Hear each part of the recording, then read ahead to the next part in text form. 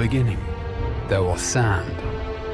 And in the sand, Conan Exiles left footprints of epic proportions, though the road through development was long, with huge tracts of land.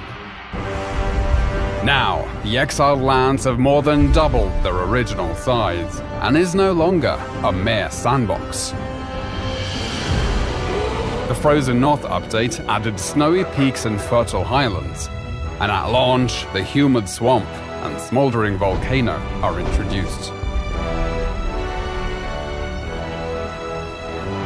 With such a large-scale world, traversing it can be time-consuming. But if you're able to find the recipe to construct the map room, you can fast travel to certain waypoints located around the world.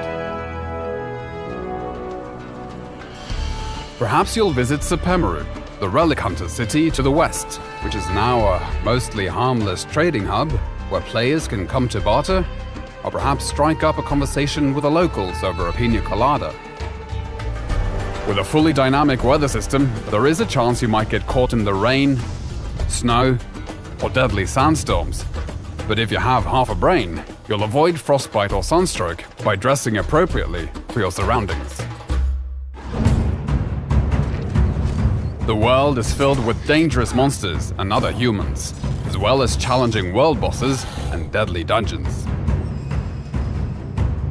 These dungeons are designed to test you and reward those who show strength, intellect, and resourcefulness with items and lore you won't find anywhere else.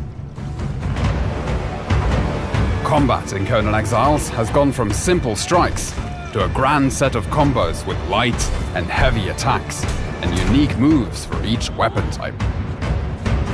And with improvements to artificial intelligence, mastering your moveset and stamina is critical. These improvements also apply to the thralls you capture, making them highly effective guards for your base. Milestone bonuses have been added to perks and attributes, and players can buff their stats with war paints, potions, and armor modifications. There are now hundreds of weapons and armor pieces in the game, which are customizable through color dyes and modification kits. And there are hundreds of building blocks in different tiers and styles for you to enjoy, including crafting and cooking stations, grow beds, and decorative items for the castle of your dreams and your enemy's nightmares.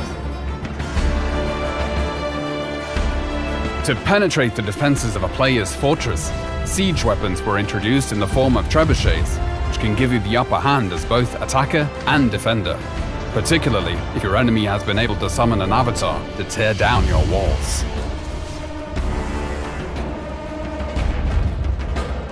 With the ability for players to climb any structure or cliff face in the game, necessary defenses like siege cauldrons and crenellated walls were added.